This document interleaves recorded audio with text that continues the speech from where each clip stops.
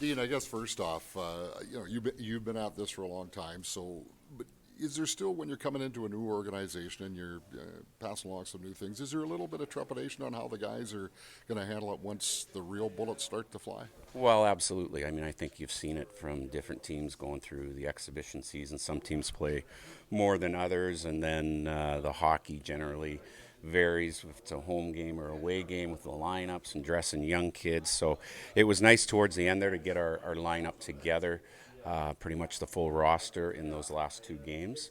And, obviously the start of the season has gone well, but there's still a lot of work to do. I know we hear often when the Jets are playing well, they want all four lines to look the same when they don't have the puck. How about the three defense pairs? Does that apply to them as well? Absolutely. I mean, you have to defend as five. Your offense is generated from five guys on the ice. And, being new coming in, having watched DeMello and Morrissey before, and Pionk and Sandberg, and then obviously with Fleury coming back over here, which I had in Carolina as well. There's some familiarity there. There's some chemistry amongst them that's important. I think that'll continue to grow. In terms of the deployment, so far it looks like the minutes have been. You haven't had to overuse Dylan and Josh to a great degree. How does the ice management, if you will, work over the course of a game as you're figuring out who these guys are and what they can do? Well, part of it plays into the score of the game, like the other night with Josh in the game. He's had some extended shifts where he's had to stay out, or towards the end of the game where you think you're going to get him one more shift, and then all of a sudden we end up pulling the goalie and sooner than we anticipated, and he ends up on extended shift. But the minutes, I'm a big believer in quality over quantity with that. Some guys have a figure in their head of how many minutes they'd like to play, and I kind of try to preach to them that the more important thing is having quality shifts, and then the quantity will come. You mentioned Haydn. What should we know about him? What have you seen in him over his career and where he's at?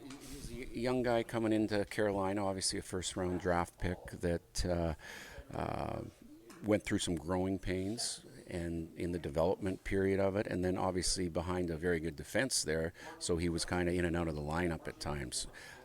He's a big guy, big body guy that moves very well, skates very well, has some offensive upside in that. We've kind of brought him into the penalty kill just because he had done some of that in Carolina when we needed him to, so I felt it was important to try to fit him in with some minutes there, especially with Stanley out.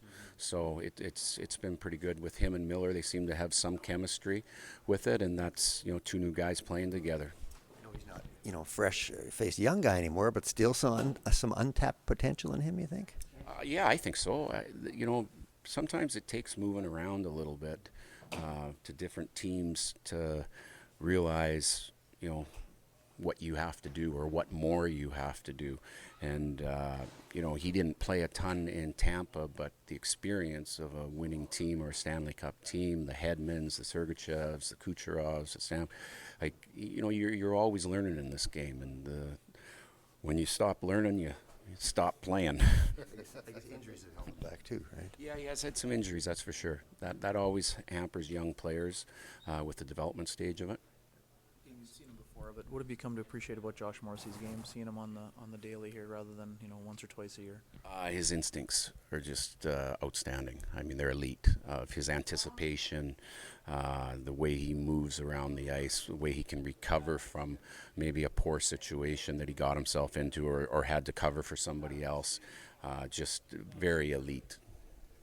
Dean, you mentioned you're an advocate of quality over quantity, but in terms of the 5-for-5 PK, would that late one against Minnesota qualify as the best quality PK so far? Well, I mean, it's been a work in progress.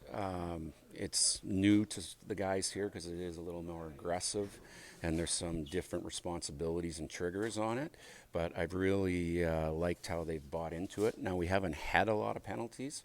I know we're going to get tested once we get going here again. And it's just trying to be consistent with it and making the little adjustments that we have to game depending on the opposition's power play. Right, yeah. That one late in the game against Minnesota, though, obviously, it was impactful on the outcome of the game. Well, the one thing I tell them is the kill that we're using and employing should be a momentum changer.